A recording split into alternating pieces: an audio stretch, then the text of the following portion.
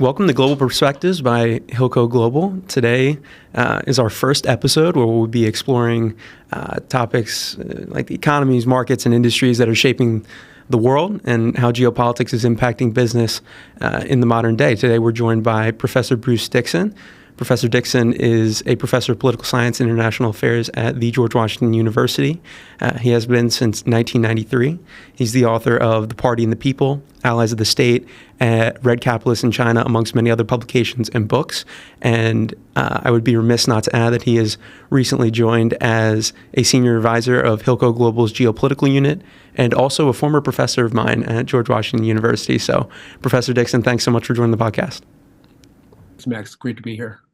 So today we wanted to give our viewers a little bit of a better understanding of the economy in China, kind of pull back the curtain on some of the maybe the misconceptions about the Chinese economy and how American businesses, American policymakers can think about the Chinese economy in the day. And I wanted to start by asking you if you could give our listeners a bit of a broad understanding of the evolution of the Chinese economy since the CCP's founding under Mao, Deng Xiaoping, and now today Xi Jinping.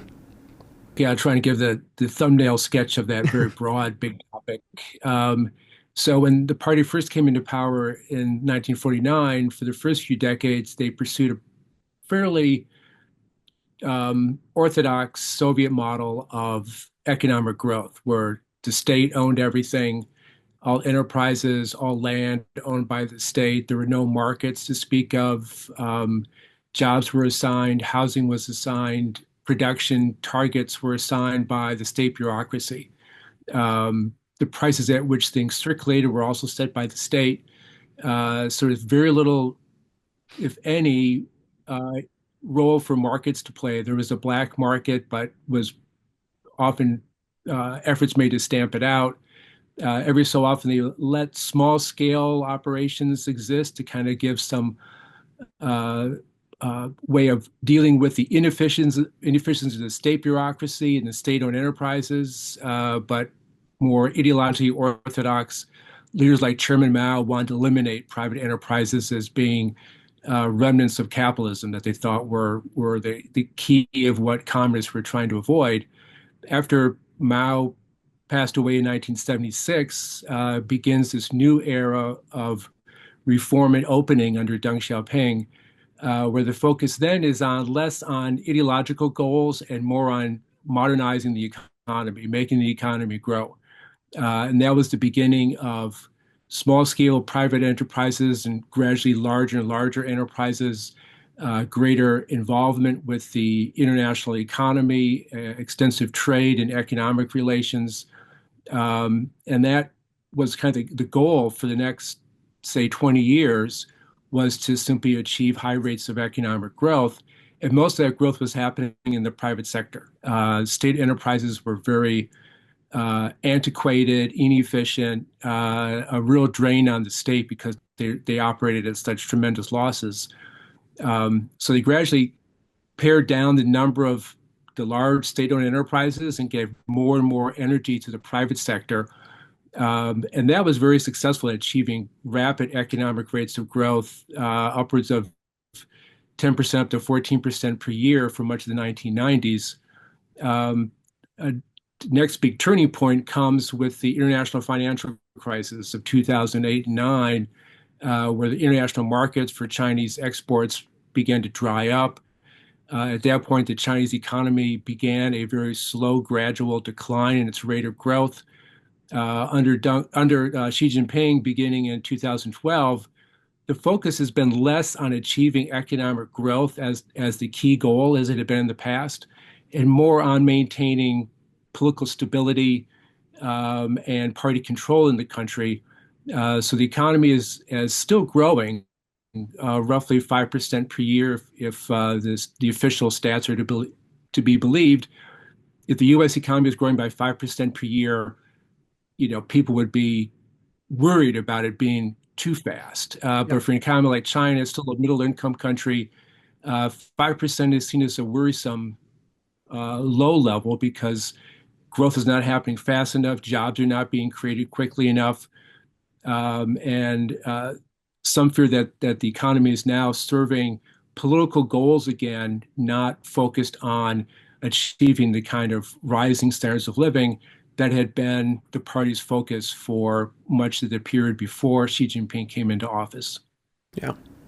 And look, I know that's a much broader topic and I appreciate you giving us an overview of that.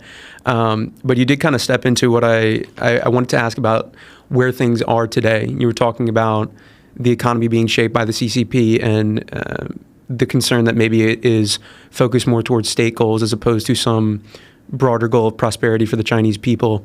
Could you give a little bit of insight into the current Politburo, the current players in power, and what their objectives truly are? I know she talks about socialism with Chinese characteristics and what that actually may look like in practice and what the overarching goals of the leadership within the CCP are in this current moment.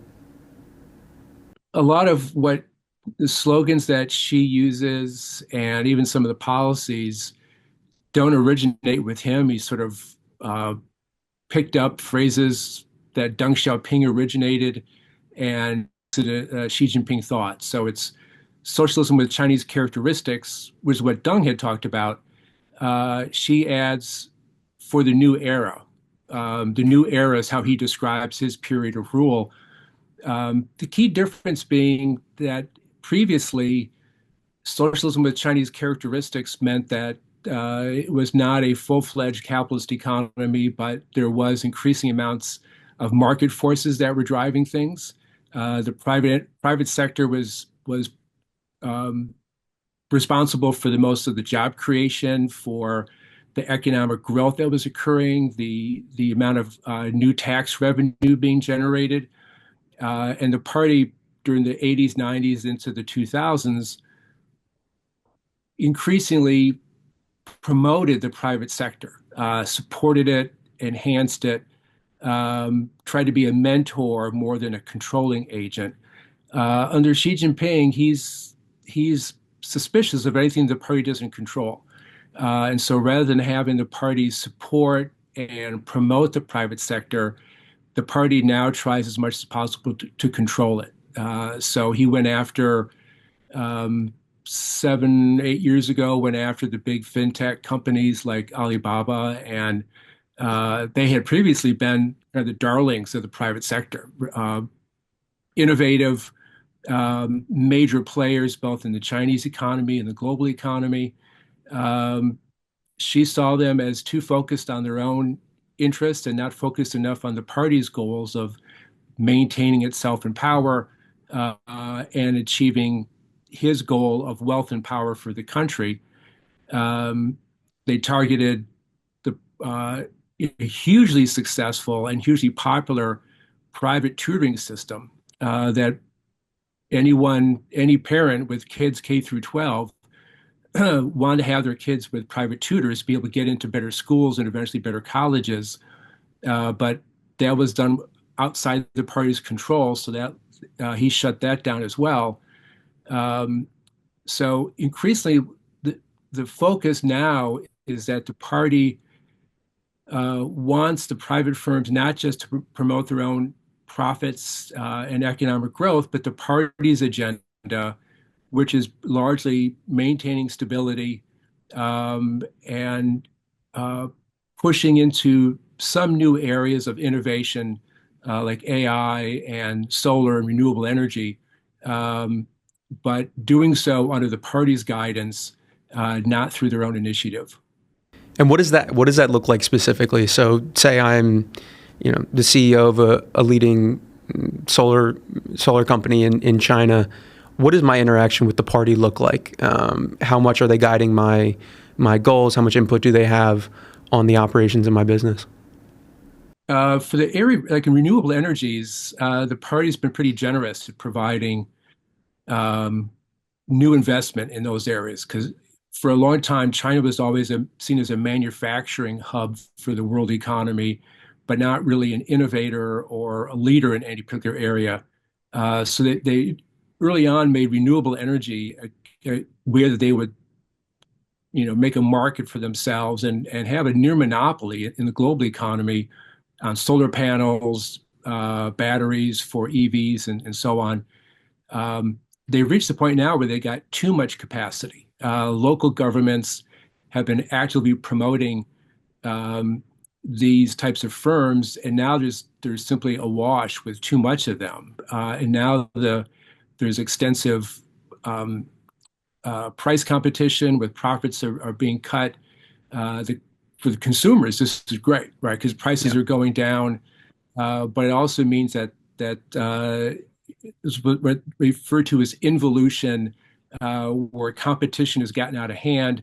And so now the central government and the central party is trying to limit that kind of competition, limit increased capacity in the renewable area as a way of limiting that type of what they see as destabilizing competition.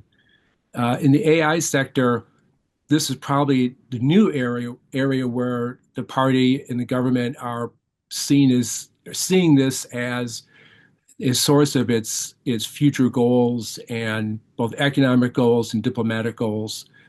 The challenge here is that China has always been good at taking products that other countries make and make them work more efficiently. So when DeepSeek came out with its big AI model earlier this year, or maybe the end of last year, took the market by storm. As people looked into it, it looked like they had mostly just copied the OpenAI, the ChatGPT algorithm and tweaked it in different ways to make it run without the huge data energy requirements that a lot of AI programs require. So it wasn't a bottom-up innovative technology. It was just a tweaking of what other countries have done. The challenge for AI in China, more so than other countries, is that you have to make sure that what the AI generates doesn't Yeah. run afoul of party policy. So they're trying to find ways of both censoring what these models can do while also getting the benefits. And so finding that balance is a very difficult challenge for them. But they both want to be a major player in AI, but they also want to control what it does to make sure it doesn't have the harmful, from the party's perspective, the harmful side effects that is kind of generic to those types of models. Yeah. Yeah. And when it comes to, I know people had a lot of those similar conversations around the internet era when they were talking about how is the CCP going to go about censoring or controlling that information to control the public and maintain the stability of the party or the country as they see it. And they've actually been fairly successful in doing that in a way that I don't think a lot of people would have expected. But in the modern era, when it comes to working around AI and how the party's involved in that, you touched on DeepSeek there. If I'm the CEO of DeepSeek, is there a CCP member sitting on my board? Is there a CCP member sitting in on meetings that I'm a part of, making key decisions about who I'm hiring, where the direction of the product's going? What does that look like for an executive? Most private firms, especially the larger private firms, are required to have a party organization, a party committee within them. Exactly what the party committee does in terms of day-to-day management is not quite as clear. It used to be that they were there more for logistical support because private firms were brand new. A lot of private firms in any market fail because they don't have the capital for what they're doing. They don't have the management capacity. In the Chinese case, after decades of state control over the economy, no one grew up in their family's firm to learn how to operate things. So the party took a very sort of paternalistic approach to the private sector. Now it seems to be a little more about control over what these firms are doing. Um, so what products are being introduced, how they're being promoted, hiring at least of upper level management it has some degree of scrutiny. Unfortunately, we don't have the same access that we did in the past. So we know the party is emphasizing its success at creating party committees and organizations throughout the private sector. Exactly what they're doing is a little bit less clear. but at a minimum, they're sort of on the radar, and so they have to be careful what the top leaders of these firms say and do, what their products do. There's some degree of being beholden to the party's goals beyond their own economic interest. Exactly how that relationship now is different from how it was in the past. Everything else in the Xi Jinping era has been increased party control over all aspects of the economy and society, and that devolves down to individual firms and even non-governmental organizations, kind of outside the scope of what we're talking about. But Yeah. the private sector increasingly has a party structure around it. Yeah. And so a lot of what we've been talking about is, this version of state capitalism that perhaps to the average American business person, executive, citizen is a little bit foreign. I think we grow up in the United States with this very distinct separation between church and state, of private sector and public sector. What is your private ownership over your business? I want to bring it back to the United States here. In the past few months, we've seen the Trump administration bring on a 10% stake in Intel in exchange for some of the grants that were handed out in the CHIPS Act, and also take a stake in MP Materials, a critical minerals company working in and around the EV space, supplying EV companies, battery companies, solar companies that China has now come to dominate. How similar is that model to what we've been talking about that we've seen in China evolve over the years? That's an interesting question. The fact that I think Bernie Sanders is the only person who's applauded President Trump for taking a stake in Intel. So that tells you a little bit about how unusual it is in this country. Um, it is terribly unusual for the government to have an equity stake in a company like that. And the fears of what it may have for controlling what it does in the future. It has supposedly what's called a golden share in the new Nippon Steel, U.S. Steel merger. Exactly will that mean the government can veto decisions that the board of directors make remains to be seen. In the Chinese case, it's a pretty common characteristic for even ostensibly private firms to have a fair amount of state ownership in what they do. And they make it very difficult to figure out exactly how much of a private firm is truly privately owned and how much the state is involved in it. It used to be pretty clear in the stats that they would release. Now they make a point of kind of fudging that over to make outsiders make it difficult for us to see exactly the degree of state control or state influence over the private firms. But we know it's increasingly there, whether it's private firms, it's banks, any institution, any company of significance has some aspect of party control and party leadership over it. Many of the owners of these companies are themselves party members. And so that gives a further integration of the party into the private sector. So it's still quite a bit different from what's happening in the United States. But what is happening in recent weeks, not just with Intel, but with NVIDIA agreeing to give 15% of its revenue to the government, sort of a pay-to-play system. That's also highly unusual. Wouldn't be unusual so much in China, but very unusual for what has traditionally been a strongly capitalist economy with minimal state involvement over what the private sector does. Yeah. And do you think that these sort of policies coming out of the U.S., I know have been traditionally something more akin that would be happening in China, but do you think with the current retreat of the world order away from broad-based free trade, this sort of globalism around economics and the ideas of comparative advantage, do you think that that's something in a multipolar world we may see more of from administrations in both the West and in countries such as China, such as Russia, is these administrations adopting policies that are more nationalistic, that are more protectionist, that favor their own domestic economies and domestic companies in pursuit of what are state goals? Well, it's definitely the case. China just had this major summit meeting in Beijing with leaders from uh, many parts of the world in Asia, Europe, Central Asia, and elsewhere, the Middle East, as a way of showing China's desire to create more of a multipolar, not just political world, but also an economic world, and kind of drawing attention to the recent policies from the United States that kind of disrupt what had been the usual rules of the global economy for so long. So I think there's going to be increased amount of questions about how reliable the U.S. is as a partner, and given how much the U.S. has an influence over the global economy, what it means for other countries, traditional trade partners, and others.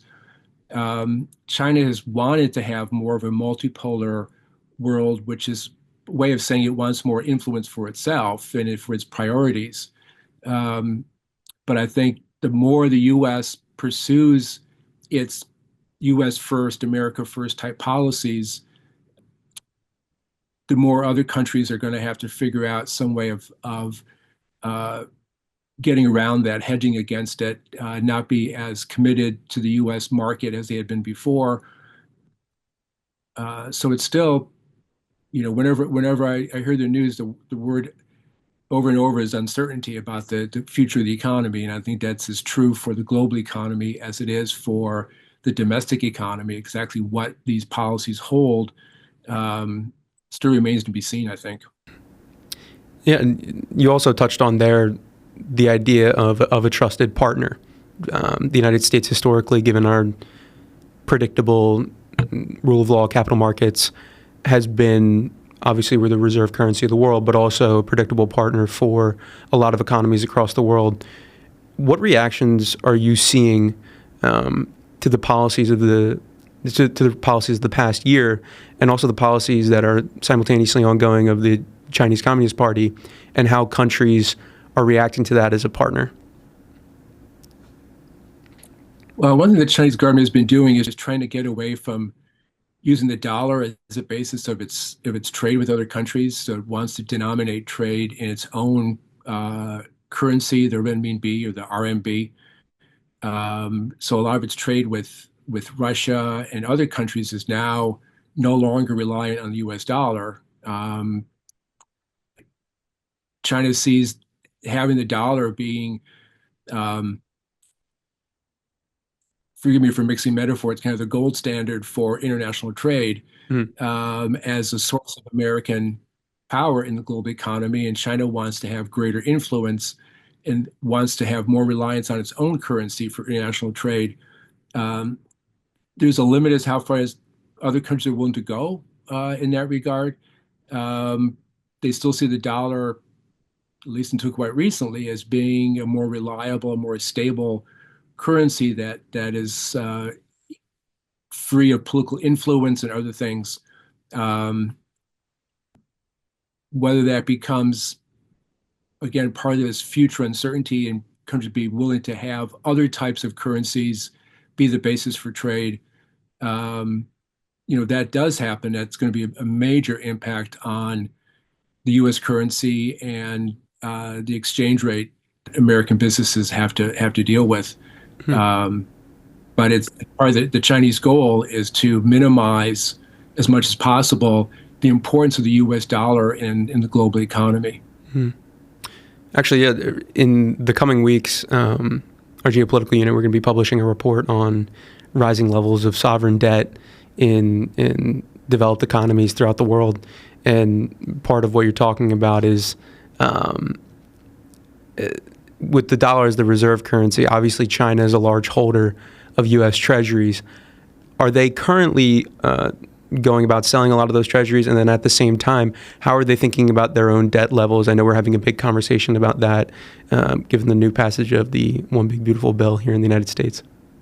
China's been slowly and quietly selling off its treasury holdings. They had been a major buyer of treasuries for a long time. It's kind of the irony of China's international economic policy that was critical of the U.S., but also a major buyer of treasuries because it just saw them as being a safe, reliable place to park their money.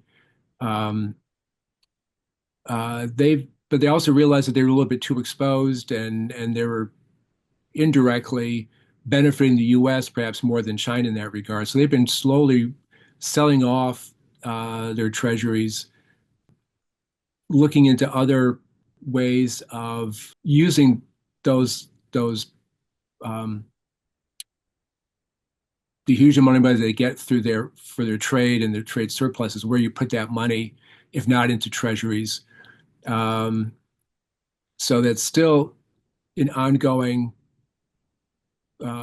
It's not at least as far as I know, not a clear-cut policy what they're actually doing. Have they settled on something?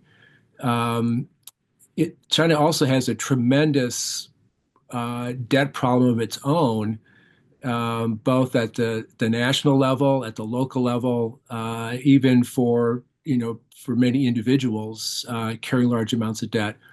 Um, for local governments in China, it's less about taxing and spending as it is in the United States. It's that local governments were encouraged to invest heavily in infrastructure, roads, factories, industrial plants, industrial parks, and other ways of boosting the local economy that were successful in achieving rapid economic growth or contributing to it, but now are a huge burden because there's little, if any, hope that they will be able to pay off those debts anytime soon. They don't have the option of simply raising taxes the way local governments in the United States do. The national government sets tax rates, and local governments don't have the authority to be able to do that on their own. So the nature of debt in China, the causes of it, and the solutions to it are very different than they are in the United States, just given the difference of their economic model. And at those provincial levels, just for our listeners, can you kind of explain the model by which the head of the party sets the priorities for economic development, social development, and then how the competition amongst the provincial leaders carries out?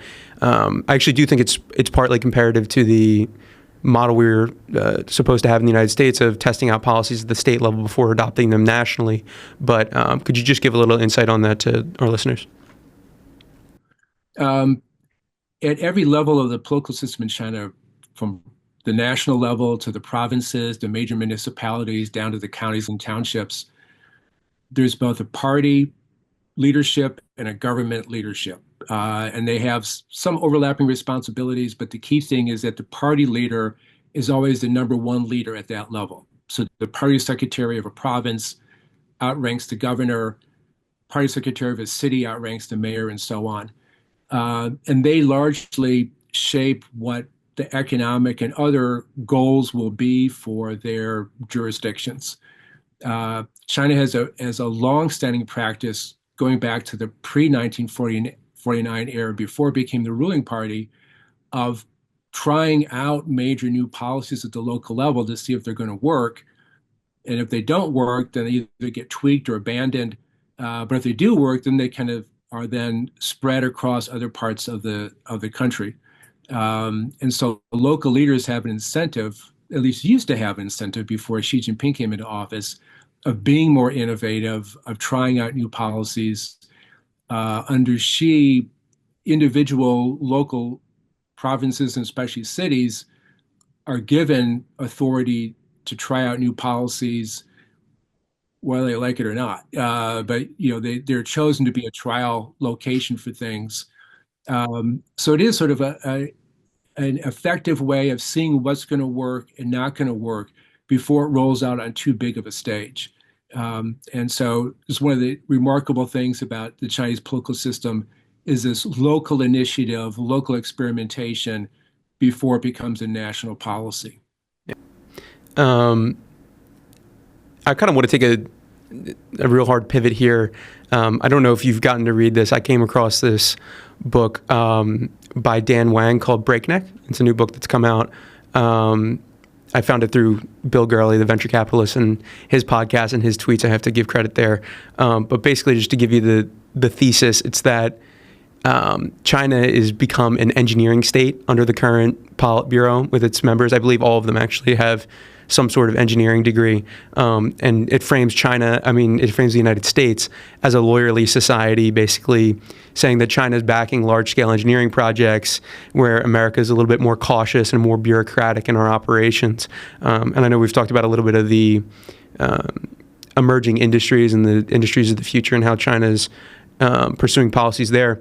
It also does touch on how this ambition and this engineering state has its own setbacks. We see with the zero COVID policy, one child policies.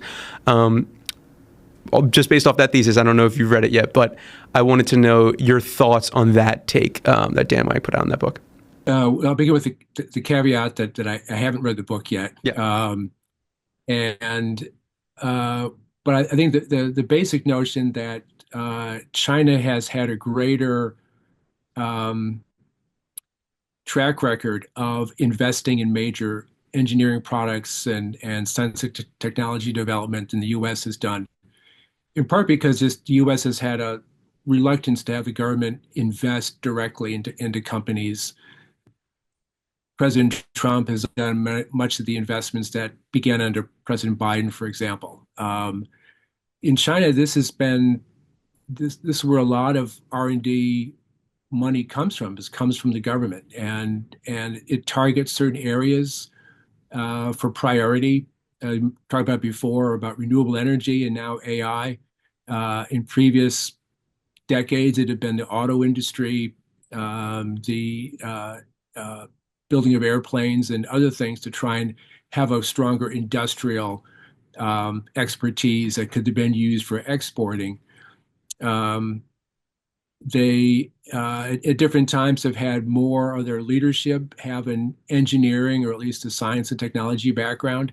So they come at it from more of a problem-solving perspective and see it as being part of good governance to have the state be a leader in these areas. A lot of that is done by either private firms or universities, but the money for it tends to come from the government. The challenge they have is that in a political system that expects people to toe the line, to not be critical, to not be analytical in how they look at things, but really to kind of follow the party's lead. The challenge they have is how do you get people to be creative scientifically and technologically when you're not allowed to be creative politically and artistically in other ways. And as we're talking about before, a lot of the Chinese actors have shown themselves to be really good at improving upon technology that's been developed elsewhere, but have not themselves come up with new products, new technology. Even, Huawei is one of their major producers of cell phones and electronics. They're still using a model of the Android operating system. They haven't really developed something on their own. They have not been able to develop chips the way that manufacturers in Taiwan and other countries have been able to do. So it's still, that's their target, that's their goal, but in some ways their political system almost is an obstacle to some of those economic and scientific and engineering goals, because there is sort of the political need to not be critical, not challenge, also makes it put boundaries around what they can really do engineering-wise. So there is that tension, but nevertheless, even if their success has been at improving upon technology, been tremendously successful. Yeah, and I appreciate you kind of going into that struggle, right? I think part of why we wanted to talk about this today in Chinese state capitalism is that in the United States, like I said, we traditionally have this understanding of private ownership, this individualism, and this ambition that is championed and valued. And I think that that dichotomy between, yes, wanting to create and invent and lead the technologies of the future while still having to maintain stability and a sort of respect for the party is something that might be a little bit foreign to people who are in the West looking to work with China, work alongside China. I don't want to be overly critical. Of course, there's some good work coming out of there, and it, in the global economy, we've been interacting with them for many, many years. But I think that's an important perspective for some of our listeners to have. I'm going to ask you to take a stance here on a couple of things, and you can opt out if you want to. But I wanted your take on where we're going and how you see this potentially playing out. I know predictions are very difficult, but the next 5 to 10 years, of course, the past 5 to 10 years have been defined by this China-United States competition, and some in the world, the Ray Dalios of the world, see China as really catching up. I wanted your take on the emerging industries, AI, renewable energy that we were talking about, but also just general social and political change and the place in the world. So that's a very loaded question, so I'll give you a lot of time to answer, but I wanted to give you a chance to have your take on all that. Yeah, it's a big, broad question. So let me start with this. That one area where I think many American business leaders and policymakers have been a little bit short-sighted is thinking that because China is behind now, they'll always be behind, and the U.S. will always have an advantage. In especially in the manufacturing area and electronics production, China has shown itself fully capable of catching up and, if not surpassing, uh, American and European, Western more broadly, technology and other advancements, catching up very rapidly because the government throws so much money at these problems, makes it a priority of catching up and trying to become more of a world leader.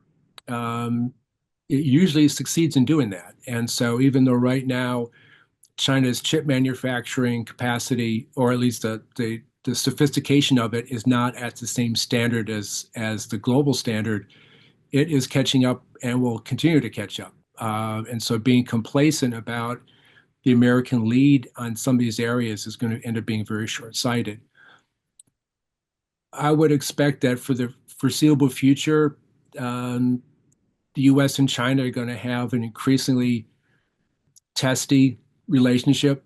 I don't think either country actually wants to go to a full-fledged conflict with each other, but they recognize the very conflicting interests that they've got. It has really just been the last decade or so that the mood in Washington, they kind of the anti-China sentiment of seeing China as a threat, not as an opportunity, has really taken hold. So there's really no one in the policymaking communities, whether it's in Congress or whether it's in government, to some degree. There's some people in think tanks that still think that it's possible to create a better working relationship, but their voices are largely muted. So if you don't have anyone speaking out on behalf of improving relations with China, just about who can be tougher on China, who can do things that will keep China from catching up more quickly, and not really investing in our own capacity to stay at the cutting edge of things. I think it's going to be a difficult relationship, and the frustration is going to be is that if we're not investing in our own technology and our own innovation, China will catch us, if not surpass us, in the not too distant future. Just given the numbers involved, they have certain advantages in that way.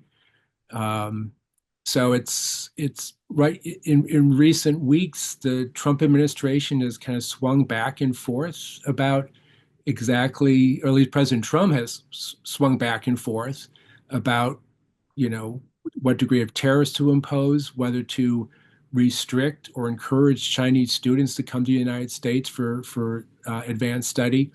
On the one hand, it looked like their goal was to get almost zero students from China to come to the United States. I think last week he said up to 600,000, which would be twice as many as there's ever been. So there's a little bit of whiplash in trying to figure out exactly what the plans are. But I think the overall tone, setting aside the important role of the president, the overall tone in Washington has been consistently and increasingly anti-China for a good decade or so. Similarly, in China, there are a few voices who are willing to speak out in favor of improving relations with the United States. They have a much more constrained environment because people can lose jobs if they take a position that's not consistent with party policy. But even so, even in private conversations, people who used to be seen as more moderate are constrained in terms of what kind of influence they've got and what can they say in public. So I think for the near future, without anyone on either side advocating for championing improving relations, we're going to remain in this very testy situation where both sides see each other as, if not just a rival, increasingly a threat to each other. And that can spill over into a whole range of diplomatic, economic, and military arenas. Yeah. Professor Dickson, I want to say thank you for coming on. Thank you for being our first guest on Global Perspectives, and also for being a senior advisor of the Hilco Geopolitical Unit. So thank you very much for your insights, and have a good one. Yeah, hope I passed the audition. You did. Thank you.